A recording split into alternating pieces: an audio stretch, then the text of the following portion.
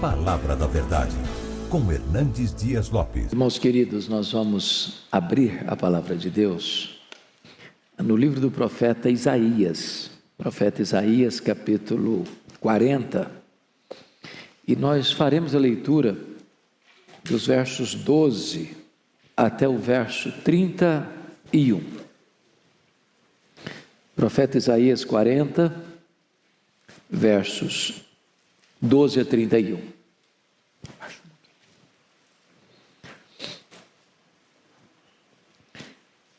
Eu peço que depois da leitura você mantenha a sua Bíblia aberta comigo nesta passagem.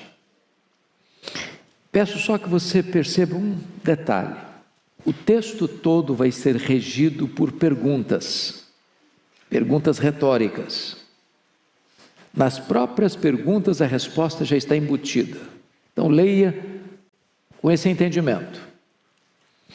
Ele está tratando da majestade de Deus e ele diz assim: quem na concha de sua mão mediu as águas e tomou a medida dos céus a palmos? Quem recolheu na terça parte de um éfa o pó da terra e pesou os montes em romana e os outeiros em balança de precisão? Quem guiou o Espírito do Senhor? Ou como seu conselheiro o ensinou? Com quem tomou ele conselho para que lhe desse compreensão? Quem o instruiu na vereda do juízo e lhe ensinou sabedoria e lhe mostrou o caminho de entendimento? Eis que as nações são consideradas por ele como um pingo que cai de um balde, ou como um grão de pó na balança. As ilhas são como o pó fino que se levanta. Nem todo o Líbano basta para queimar, nem os seus animais para um holocausto. Todas as nações são perante ele como coisa que não é nada. Ele as considera menos do que nada, como um vácuo. Com quem comparareis a Deus? Ou que coisa semelhante confrontareis com ele? O artífice funde a imagem e o ourives, cobre de ouro e cadeias de prata forja para ela. O sacerdote idólatra escolhe madeira que não se corrompe e busca um artífice perito para assentar uma imagem esculpida que não oscile. Acaso não sabeis? Porventura não ouvis? Não vos tem sido anunciado desde o princípio? Ou não atentastes para os fundamentos da terra? Ele é o que está assentado sobre a redondeza da terra, cujos moradores são como gafanhotos. É ele quem estende os céus como cortina e os desenrola como tenda para neles habitar. É ele quem reduz a nada os príncipes e torna em nulidade os juízes da terra. Mal foram plantados e semeados, mal se arraigou na terra o seu tronco, já se secam, quando um sopro passa por eles e uma tempestade os leva como palha. A quem, pois, me comparareis, para que eu lhe seja igual, diz o santo? Levantai ao alto os olhos e vede. Quem criou essas coisas? Aquele que faz sair o seu exército de estrelas, todas bem contadas, as quais ele chama pelo nome, por ser ele grande em força e forte em poder, nem uma só vem a faltar. Por que dizes, pois, ó Jacó, e falas, ó Israel, o meu caminho está encoberto ao Senhor, e o meu direito passa despercebido ao meu Deus? Não sabes? Não ouviste? Que o eterno Deus, o Senhor, o Criador dos fins da terra, nem se cansa, nem se fatiga? Não se pode esquadrinhar o seu entendimento. Faz forte ao cansado e multiplica as forças ao que não tem nenhum vigor. Os jovens se cansam e se fatigam, e os moços de exaustos caem. Mas os que esperam no Senhor renovam as suas forças, sobem com asas como águias, correm e não se cansam, caminham e não se fatigam. Amém. Aleluia. Irmãos amados, eu gostaria hoje de pensar com vocês como nós poderemos ter a nossa força renovada, a nossa esperança revitalizada, a nossa alegria remoçada. O profeta Isaías, ele está tratando aqui da majestade de Deus, da grandeza de Deus, da soberania de Deus. E eu não encontro nenhuma razão mais eloquente do que esta para termos uma igreja viva e uma igreja forte. A Bíblia diz que o povo que conhece a Deus é um povo forte e um povo ativo. A W. Tozer, que foi talvez um dos mais importantes escritores do século passado, ele diz que o maior problema da igreja, e ele está falando da igreja do século passado, e nós falamos da igreja de hoje, é que muitas vezes nós passamos a maior parte do tempo olhando para o nosso próprio umbigo, tomando o nosso próprio pulso. Se nós conhecermos a Deus, prosseguirmos em conhecer a Deus, isso é a própria essência da vida eterna. Foi Jesus quem disse: a vida eterna é esta, é conhecer a Deus e conhecer a Jesus Cristo, a quem tu enviaste. Mas quem é o nosso Deus? Quão grande é o nosso Deus? Quão poderoso é o nosso Deus? Quão digno de confiança é o nosso Deus? Quão digno de honra e glória é o nosso Deus? Pois bem, no texto que nós acabamos de ler, ele vai mostrar para nós a grandeza desse Deus. Primeiramente, notem comigo, em relação à própria criação que existe. Notem, por favor, o versículo 12, o que está escrito: quem na concha da sua mão mediu as águas e tomou a medida dos céus a palmos? Quem recolheu na terça parte de um éfa o pó da terra e pesou os montes em romana e os outeiros em balança de precisão? Ele está usando uma linguagem poética, mas ele está usando uma figura para nós incompreensível. Vejam vocês, mediu as águas na concha da sua mão? Se você pensar no Pacífico, no Atlântico, no Índico, no Mediterrâneo, nos mares, nos rios, pensa o que é isso? Tente esvaziar o Atlântico aí com um baldinho, veja quanto tempo você vai levar. É incompreensível para nós entender que ele tomou a medida dos céus a palmos.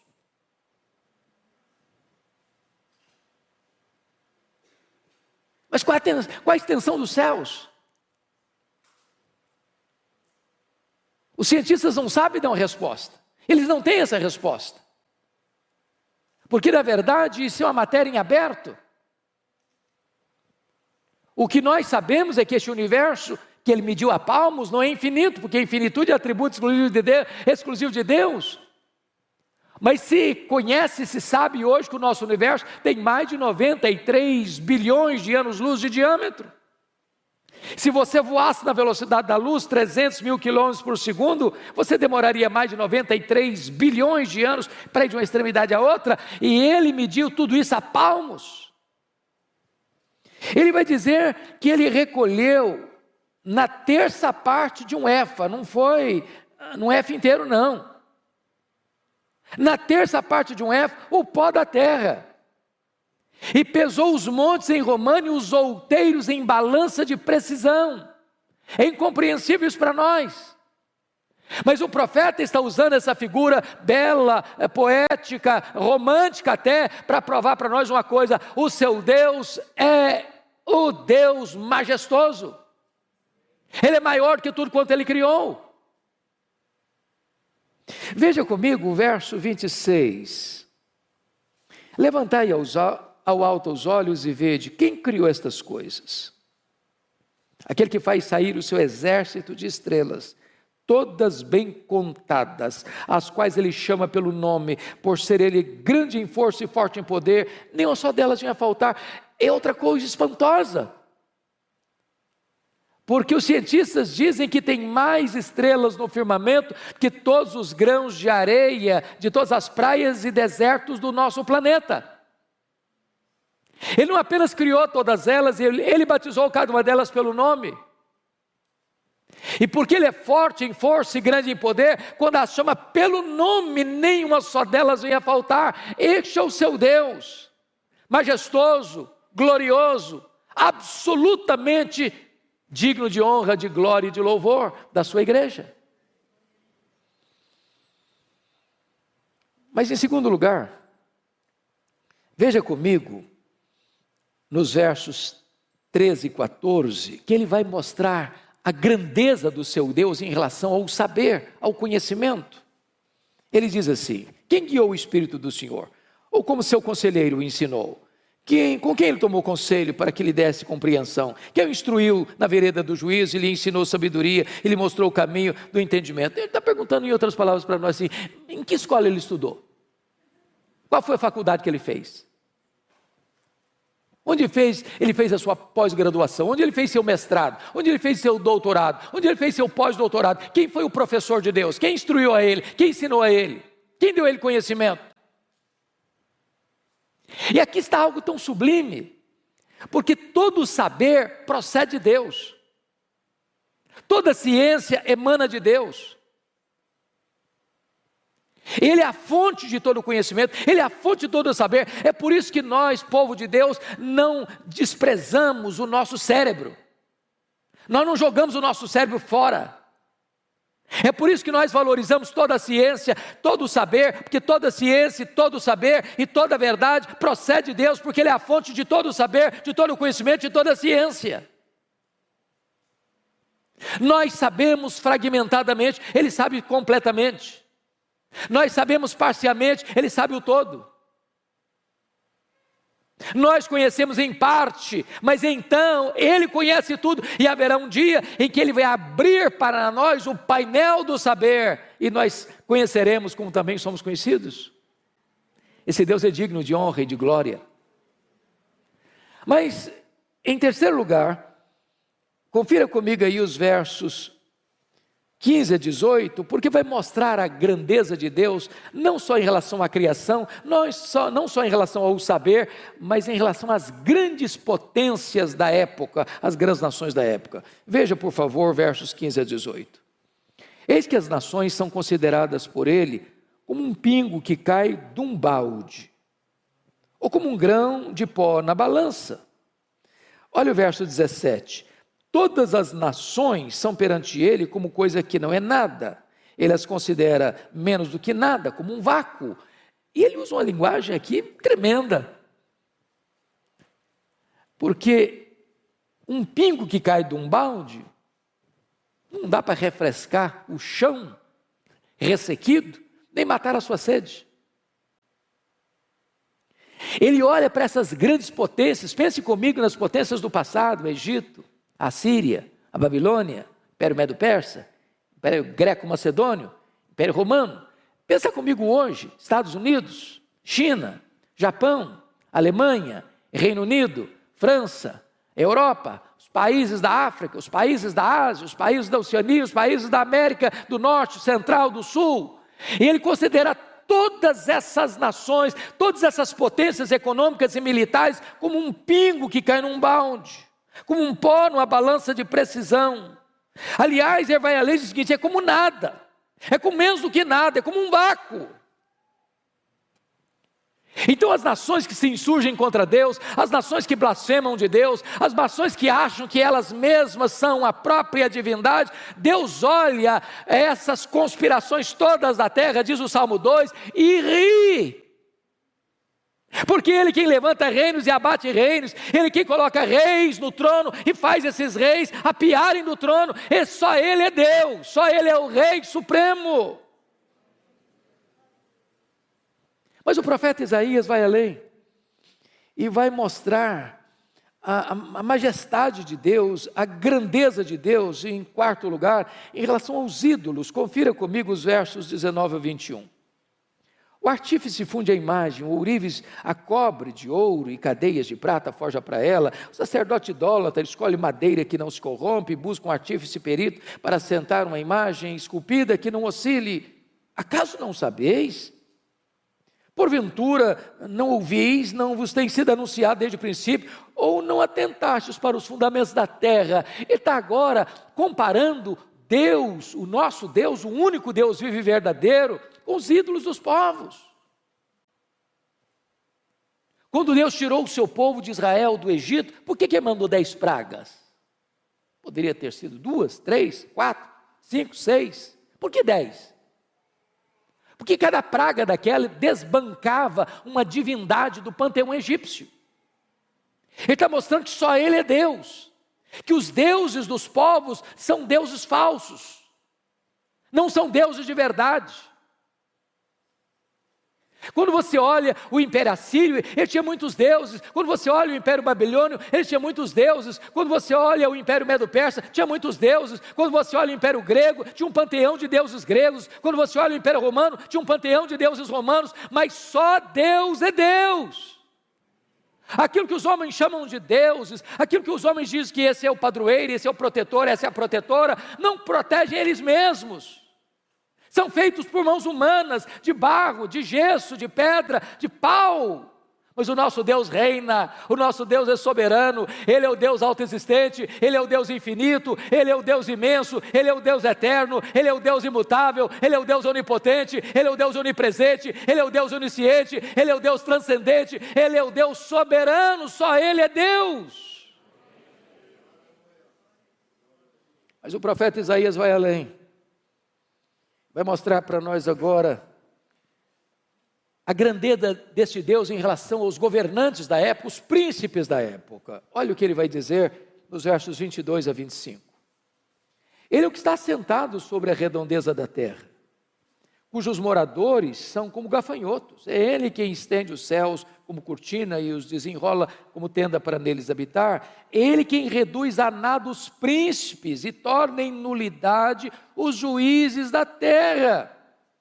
Mal foram plantados e semeados, mal se arraigou na terra o seu tronco, já se secam quando um sopro passa por eles, uma tempestade os leva como palha. Onde está a soberba dos faraós? Onde está Senaqueribe? Onde está Nabucodonosor? Onde está Ciro o Grande? Onde está Dario I? Onde está Alexandre o Magno? Onde estão os Césares de Roma? Onde está Júlio César? Onde está César Augusto? Onde está Tibério César? Onde está Calígula? Onde está Cláudio? Onde está Nero? Onde está Domiciano? Onde está Décio? Onde está Diocleciano? Onde estão os grandes imperadores? Onde estão os grandes reis? Eles sobem ao poder, eles descem ao poder, a flecha da morte os atinge lá nos seus palácios, mas o nosso Deus reina, o nosso Deus reina, o nosso Deus reina, só Ele é Deus. E agora, o profeta Isaías vai mostrar para nós as implicações disso. Porque se eu creio nesse Deus, que é soberano, que é majestoso, isso tem implicações. Tem implicações. Então vejam comigo como é que Isaías vai aplicar isso no verso 27. Por que, pois, dizes, ó Jacó, e falas, ó Israel, o meu caminho está encoberto ao Senhor, e o meu direito passa despercebido ao meu Deus. Aí você começa a perceber que as próprias queixas do povo tinha a ver com o fato, o povo não estava conhecendo o seu Deus. Aliás, lá no começo do livro, Isaías diz que o boi e o jumento conhecem o seu dono. Mas o povo de Israel não estava conhecendo o seu Deus. Se nós não conhecermos a Deus, irmãos, nós seremos um povo fraco, tímido, acovardado. Nos assustaremos com qualquer barulho produzido pelos homens. E aí o profeta pergunta assim: por que dizes, ó Jacó, e falas, ó Israel, o meu caminho está encoberto ao Senhor, o meu direito passa despercebido ao meu Deus? Nota que são duas queixas graves contra Deus. A primeira delas é que Deus não está notando o que está acontecendo. A segunda é que Deus é injusto. Porque se o meu caminho está encoberto ao Senhor, é porque não é onisciente, é porque não sabe, é porque não vê, é porque Ele é limitado. Agora, quando ele diz aqui que o meu direito passa despercebido ao meu Deus, está dizendo, Deus é injusto, eu mereço e Deus não me dá. Eu estou passando por uma situação que eu não mereço passar, eu mereço coisa melhor, eu devia ter coisa melhor, e Deus não está me dando o que eu mereço.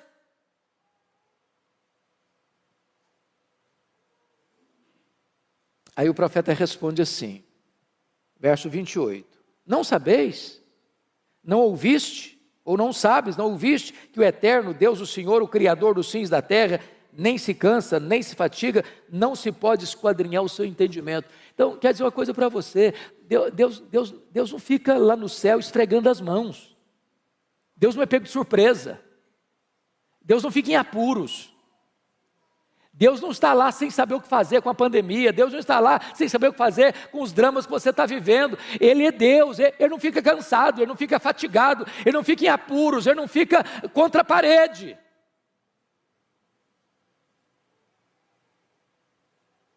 Mas notem uma coisa, não se pode esquadrinhar o seu entendimento. Sabe o que significa isso, irmãos? Tem muita coisa na vida que eu não vou conseguir explicar, pastor Erival não vai conseguir explicar, você não vai conseguir entender, você não vai conseguir explicar. Porque se eu pudesse entender Deus no seu aspecto pleno, eu seria igual a Ele, eu não seria Deus. Eu sempre serei limitado. Os atributos incomunicáveis de Deus nós não teremos nem no céu. Há coisas que você e eu não vamos entender. Eu fico olhando a história do Jó, por exemplo, que foi golpeado na vida financeira, na saúde, no casamento, nas amizades e com os filhos. E o que Jó fez? Ele perguntou, ele quer saber. Ele fez 16 perguntas, por quê, por quê, por quê, por quê, por quê? Ele fez 34 queixas contra Deus, e a resposta de Deus para ele foi o silêncio. E quando Deus falou, Deus não respondeu nenhuma das 16 perguntas, nenhuma das 34 queixas, ao contrário, Deus fez 70 perguntas para ele. A Bíblia diz que Deus o restaurou, mas Deus não explicou. O que Deus promete para você é restauração, nem sempre explicação. Às vezes você diz assim, pastor, é verdade, eu vou chegar lá no céu com a minha listinha de perguntas, eu vou querer saber muita coisa. Não vai querer nada. Não vai querer nada, sabe por quê? O céu é autoexplicativo. Primeiro instante que você chegar no céu, todas as suas dúvidas terão sido dissipadas. Lá não tem interrogações, lá não tem perguntas, lá tem respostas. Lá nós conheceremos como somos conhecidos. A nossa leve e momentânea tribulação aqui produzirá para nós eterno peso de glória, acima de toda comparação.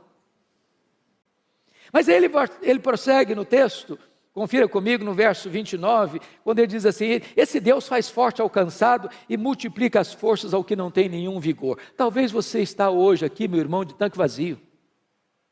Talvez você está aqui andando na reserva.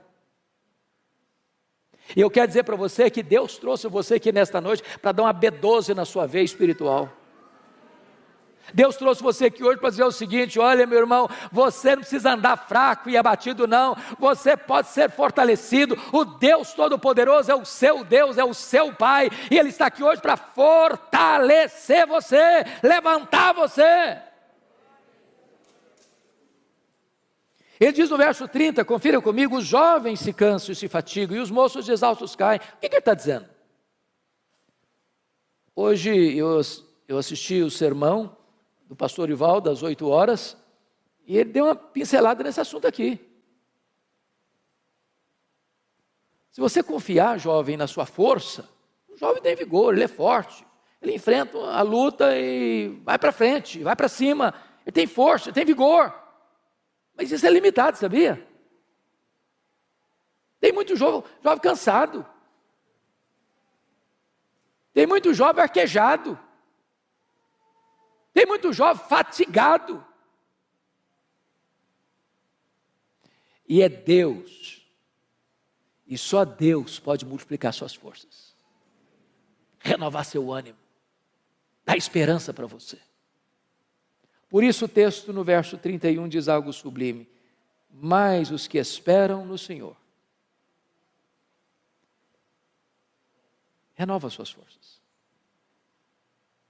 Não é o forte na sua força, não é o sábio na sua sabedoria, não é o rico na sua riqueza, é os que esperam no Senhor. Não é o trabalho que você tem, não é a empresa que você dirige, não são os negócios que você tem, não é a tradição da sua família, não é os diplomas que você granjeou nos seus estudos acadêmicos, é os que esperam no Senhor. E aí ele faz uma comparação interessante. Os que esperam no Senhor renovam as suas forças, sobem com asas como águias, correm e não se cansam, caminham e não se fatigam. E eu fico sempre curioso quando leio isso aqui, porque eu li alguns livros de oratória, alguns livros de retórica, e quase todas as obras que eu li, se não todas, nesta área, diz que um discurso precisa terminar lá em cima e não lá embaixo. E se você e eu fôssemos o escritor desse versículo aqui, talvez seguindo as leis da retórica, da oratória, nós mudaríamos os verbos. Nós leríamos assim: os que esperam no Senhor caminham e não se fatigam, os que esperam no Senhor correm e não se cansam, os que esperam no Senhor sobem com asas como águia. Não é assim? Corre, anda, corre e voa. Só que o profeta bota não em grau ascendente, mas em grau descendente. Por quê? Muito provavelmente, porque as nossas forças são drenadas, desidratadas. Não é nas poucas vezes que nós voamos, nem nas algumas vezes que nós corremos. Tem muita gente que não consegue correr mais, o joelho não deixa. Me too. Mas às vezes a gente fica estressado, cansado, esgotado. É na dinâmica da vida, do andar. É a rotina da vida. Levar filho para a escola, pegar filho da escola, levantar cedo e ir para o trabalho, voltar do trabalho para casa. Domingo após domingo, vir para a igreja, voltar da igreja para casa. Essa rotina do andar esgota você. E Deus é poderoso hoje aqui para renovar-nos, enquanto voamos, enquanto corremos, enquanto caminhamos. Mas aqui eu queria aproveitar, amanhã é feriado, Marival vai me dar um desconto, e eu queria olhar por que ele compara com a águia. Os que esperam no Senhor renovam as suas forças como águia, sobem com asas como águia. Por que ele está usando a figura da águia? Por que ele está nos trazendo esse tipo da águia? Primeiro, porque no mundo inteiro, irmãos, a águia é símbolo de otimismo, de força, de garra. E eu queria falar para você que se você espera no Senhor, você precisa ter um otimismo indestrutível. Crente não pode ser desanimado, crente não pode ser pessimista, crente não pode ficar puxando para trás. Ele não pode ficar olhando a vida de óculos escuros. Nós somos como a águia. Há pouco tempo, quer dizer, não, pouco tempo relativo, alguns anos, entrou no meu gabinete uma mulher chorando muito. E quando ela acalmou, eu disse: filha, o que está acontecendo? Ela disse: pastor, eu estava saindo de casa para vir para cá, e a minha vizinha pulou do 10º andar do apartamento dela, do prédio dela, se esborrachou no asfalto. E eu perguntei: mas que conexão tem isso com a sua vinda aqui? Ela me disse: é porque eu estou querendo fazer a mesma coisa, mas não tenho coragem. Eu falei: mas por que você quer se matar? Ela me respondeu: porque eu sou um problema. Eu perguntei: mas por que você acha que você é um problema? Porque o meu pai sempre me disse que eu era um problema. Aí eu saí de casa para me casar com o primeiro pretendente. Falei: o que aconteceu? Meu marido dizia as mesmas palavras do meu pai: você é um problema. Pastor, eu sou um problema. Falei: mas o que você fez? Falei: eu me divorciei dele, me casei de novo. Falei: o que aconteceu? O segundo marido dizia que eu era um problema. Falei: e daí? Falei: eu me divorciei dele, casei a terceira vez. Falei: o que está acontecendo? O meu terceiro marido me diz que eu sou um problema. Pastor, eu sou um problema, eu não mereço mais viver, eu não posso mais viver, eu quero me matar. Eu senti compaixão por aquela mulher e disse para ela 3 coisas. Ela é uma mulher cristã, membro de uma igreja evangélica. Eu disse: filha, 3 coisas eu preciso lhe dizer. Primeiro, você não é o que as pessoas dizem que você é. Segundo, você não é o que você pensa que você é. Terceiro, você é quem Deus diz que você é. Quem você é? Você foi criado à imagem e semelhança de Deus. Você é amada por Deus. Deus amou você e deu o seu filho para morrer em seu lugar. Você é a menina dos olhos de Deus. Nunca olhe para você e despreze você, que quando você despreza o projeto, você está desprezando o projetista. Valorize, porque você tem valor em Cristo. Em Cristo você é precioso, você é preciosa. Então lute pela sua vida, em vez de desistir dela. Mas ainda, irmãos, em segundo lugar, se nós somos como a águia, isso nos ensina uma segunda lição, o princípio da piedade progressiva. Diz os estudiosos que a águia sempre gosta de voar alto, alto, alto, sempre um pouquinho mais alto. O que significa isso se somos como a águia? Significa que o crente não pode ficar de altos e baixos, de avanços e recuos, em zigue-zagues na vida. Temos que voar alto, viver altaneiramente, pensar nas coisas lá do alto. Nós somos cidadãos dos céus. Aqui nós estamos como peregrinos e forasteiros. Aqui não temos casa permanente. Aqui não está o nosso lar permanente. Aqui não está a nossa pátria permanente. Nós somos testemunhas aqui, mas estamos a caminho da glória. Há uma outra ave que não consegue voar bem, sabia? Os voos são curtos, são baixos e desastrosos. É o pelicano. Mas sabe por que o pelicano não sabe voar alto, não consegue voar alto? É porque tem um papo muito grande. Sabe por que alguns crentes não conseguem voar alto? Tem um papo muito grande. Gente ensimesmada, gente narcisista, gente egoísta, gente que se sente um gigante quando não passa de um pigmeu. Mas a águia nos ensina uma outra coisa impressionante, é o princípio da dependência de Deus, total. Se você já viu uma fotografia, ou já viu uma águia de perto, ou uma fotografia bem feita, ou um desenho bem feito, você vai perceber que a águia tem as asas enormes, aparentemente desproporcionais ao tamanho do corpo. E por quê? Certamente não foi um cochilo do Criador, não foi um erro anatômico de Deus. A águia tem as asas tão grandes, sabe por quê? Porque ela faz voos muito altos e muito longos. Então a águia não fica ruflando as suas asas como um beija-flor. Ela chega lá nas alturas, aplana as asas e deixa que o vento a carregue. Se nós quisermos vitória na nossa vida espiritual, não é na força do braço, não é na força do nosso conhecimento, não é na autoconfiança. A Bíblia diz: não é por força, não é por poder, é pelo meu Espírito, diz o Senhor dos Exércitos. A Bíblia nos fala da plenitude do Espírito Santo. Nós temos que ser levados pelo vento do Espírito, para termos uma vida sublime, altaneira, para a glória de Deus. Mas, amados irmãos, os estudiosos foram olhar a águia e descobriram uma coisa aqui impressionante.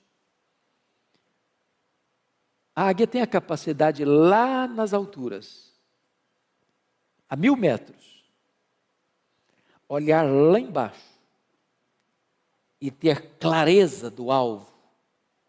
E ela faz um voo como uma flecha para atingir o seu alvo.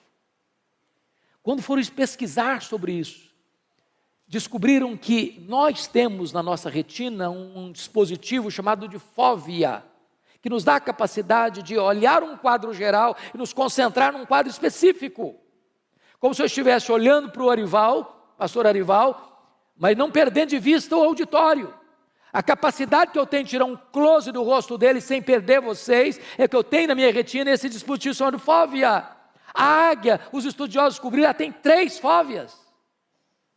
Ela ao mesmo tempo consegue enxergar um alvo acima, na frente e embaixo. Mas se nós somos com a águia, o que significa isso? Nós temos que ter visão para cima, para o alto, para Deus. Tem gente, irmãos, que é cientista, pós-doutorado em algumas áreas do saber humano e não enxerga um palmo acima da cabeça. Tem um mínimo de discernimento espiritual. Tem gente que se tornou crente, muita gente se tornou crente e ficou uma pessoa assim alienada. Ela não tem mais conexão com a história, ela não tem mais conexão com a vida, ela parece que perdeu a capacidade de pensar e de refletir. Nós temos que conhecer a história, nós temos que conhecer o que o homem está pensando, nós temos que conhecer o que está acontecendo aí fora, nós temos que olhar para frente e discernir o nosso tempo, nós temos que ser como os filhos de Issacar, especialistas no tempo em que vivemos, para não sermos massa de manobra. Mas nós temos que olhar lá para baixo, irmãos. Eu estou chegando hoje de Guiné-Bissau, estava compartilhando com o pastor a dor do meu coração. A dor do meu coração. Eu estive em 2019 em Angola, já fiquei chocado, mas Guiné-Bissau é dezenas e dezenas de vezes uma situação mais crítica do que Angola. A pobreza generalizada. A expectativa da população é ter um prato de comida por dia. Quando a pessoa melhora a sua condição de vida, ela consegue cobrir a casinha dela de zinco, que faz barulho demais quando chove, e é quente demais, e é um país muito quente. Não tem emprego, não tem dinheiro. Estava retornando, conversando com a médica que estava lá, prestando serviço de caridade, e ela disse que o único hospital, as camas estão podres e não tem o mínimo de remédio, mas o mínimo, o básico do básico. Mulheres, crianças e velhos com a bacia na cabeça, vendendo um pouquinho de pepino, ou de cebola, ou de batata, para conseguir um pouquinho de comida naquele dia. E nós precisamos olhar para baixo. E termos misericórdia, não só de sentimento, mas de ação, de fazer alguma coisa. Quando tantas vezes você reclama da casa que mora, do carro que anda, da comida que tem na mesa.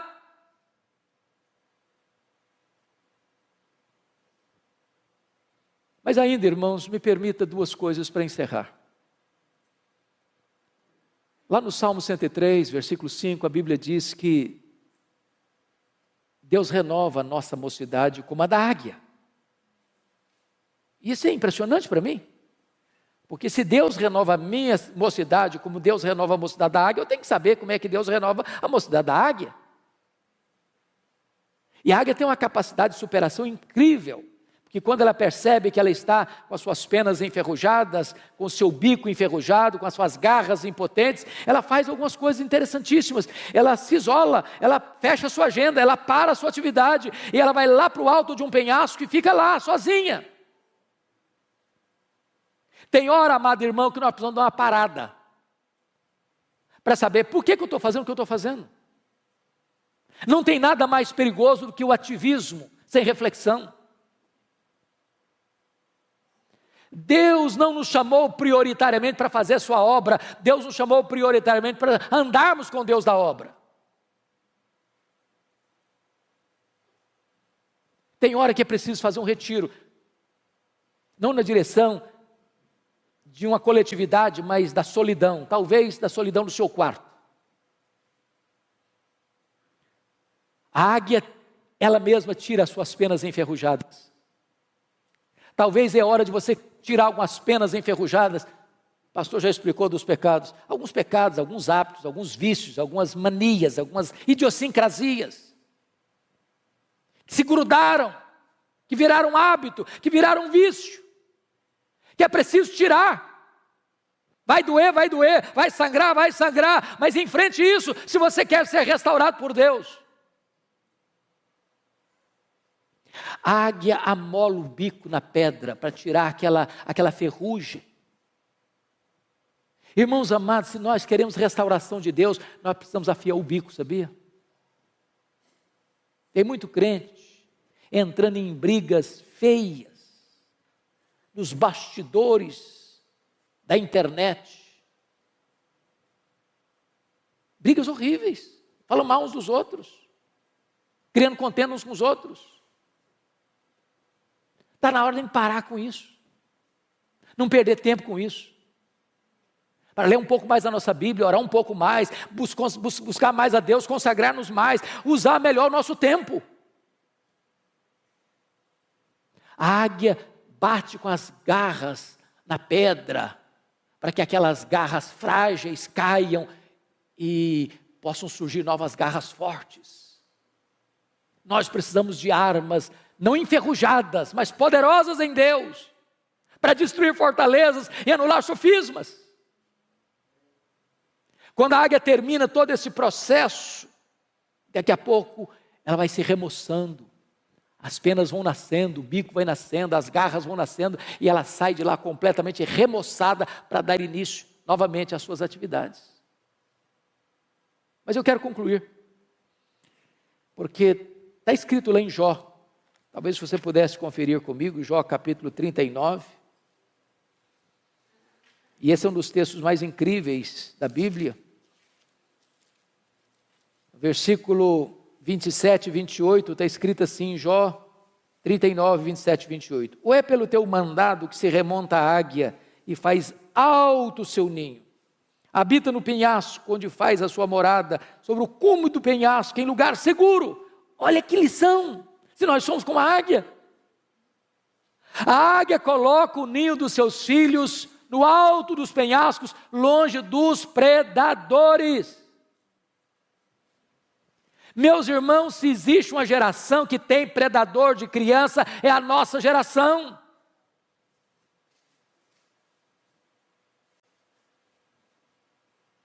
Os carros de sons ficam nas portas das escolas, panfletando meninada. É uma festa hoje, é uma reunião amanhã, é uma proposta hoje, é outra proposta amanhã. As igrejas até recentemente estavam preocupadas com seus adolescentes. Hoje não é mais com adolescente que o povo está preocupado, não. É a idade de 4 a 9 anos, é nessa idade que estão dizendo para o menino, é aí que você vai decidir se você vai querer ser homem ou mulher. Estão querendo destruir a nossa geração de crianças. E nós, pais, precisamos colocar o ninho dos nossos filhos no lugar alto, longe dos predadores.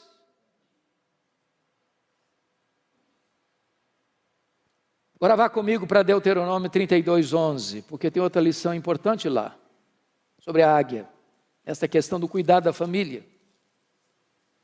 32:11 está escrito o seguinte: como a águia desperta a sua ninhada e voeja sobre os seus filhotes, estende as asas e tomando-os, os leva sobre elas. O que ela está querendo dizer aqui? O que é isso aqui? Quando os filhotes da águia, lá no alto dos penhascos, está na hora de sair do ninho, está na hora de começar a vida, o que ela faz? Ela vai lá em cima e começa a voar em cima do ninho. Sabe o que ela está dizendo para os filhotes? Olha para mim, faça o que eu faço, siga o meu exemplo. Nós ensinamos mais os nossos filhos com exemplo do que com palavras, porque os nossos filhos nos veem mais do que nos escutam.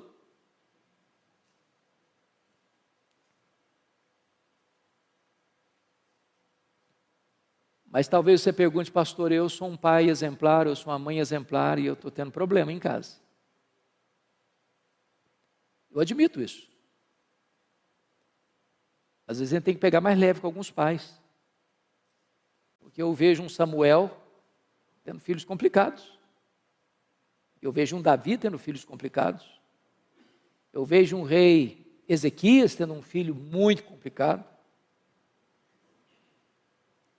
Mas o que a águia faz quando os filhos não querem seguir o exemplo? Ela vai lá no ninho, tira o capim macio, deixa só os espetos. Tem hora que a única linguagem que os filhos vão entender é a linguagem da disciplina. E, por favor, não entenda que eu estou falando de espancar filho, de agredir filho, de achatar a autoestima do filho, não é isso que eu estou falando. Mas todo filho, toda filha precisa de disciplina. Disciplina é um ato responsável de amor. Todo filho, toda filha precisa de limites. Que horas vai sair? Aonde vai? Com quem vai? O que vai fazer? Que hora volta?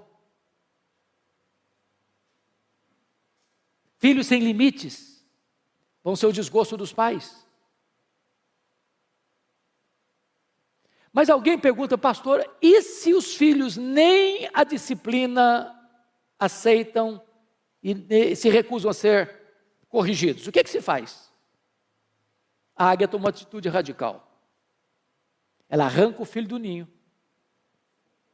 e joga no espaço. Filhote que nunca voou, não sabe voar, vai dando cambalhotas. E ela deixa, até fazer o que ela faz aqui. Estende as asas, tomando-os, os leva sobre ela.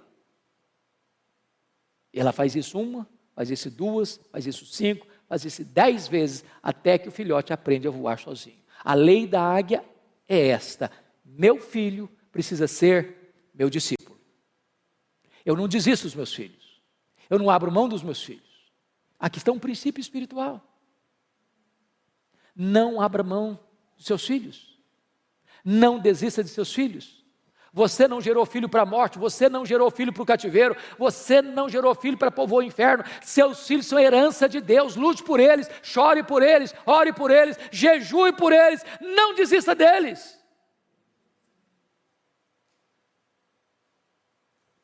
Mas eu encerro aqui, contando para vocês um fato que marcou minha vida, quando li essa história, há muitos anos. Aconteceu no Rio de Janeiro. Uma escola militar, de orientação militar, filho de um militar. Esse menino chamava Netinho.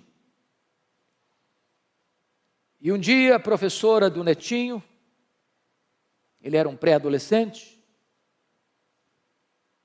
foi abordado pela sua professora, porque a professora entendeu que ele estava colando na prova. Tomou a prova dele, deu 0, chamou os pais e expôs a situação diante do menino. Os pais ficaram muito aborrecidos com o filho, o menino muito envergonhado. Na volta para casa, o Netinho disse: papai e mamãe, eu posso explicar o que aconteceu? Os pais disseram: não, nós estamos com vergonha do que você nos fez passar, você não tem o direito de falar conosco. E o menino murchou, encolheu, rendido a uma grande tristeza. Passou uma semana: papai e mamãe, posso falar com vocês? Não, você não tem o direito de falar conosco. E o menino se entregou a uma profunda tristeza. Depois de uns 15 dias, o menino muito triste, sem poder falar com os pais, o pai pegou a mãe, foram ao supermercado fazer compra, deixou o revólver, ele era militar, em cima da geladeira. Netinho pegou um papel, pegou uma caneta, começou a escrever uma carta. Diz: papai e mamãe, me perdoem, mas eu não suportei a dor de não poder olhar nos olhos de vocês e falar com vocês. Falar que eu fui inocente. A minha professora se equivocou. Mas eu não tive o direito de me defender, nem mesmo com vocês. Eu não aguentei essa dor, me perdoem. Pegou o revólver do pai, deu um tiro na cabeça. Quando os pais chegaram, o Netinho estava caído numa poça de sangue, com o revólver de um lado, a carta do outro. E aquilo mexeu com a nação brasileira, trazendo um alerta para nós. Nossos filhos não são perfeitos, como nós não somos perfeitos. Se eles errarem, precisamos perdoá-los. Nós temos que ter comunicação aberta com os nossos filhos, para ouvi-los, e ajudá-los, e a encorajá-los, e a soerguê-los, e a dar a eles a oportunidade de botar o pé na estrada e continuar caminhando para a glória de Deus.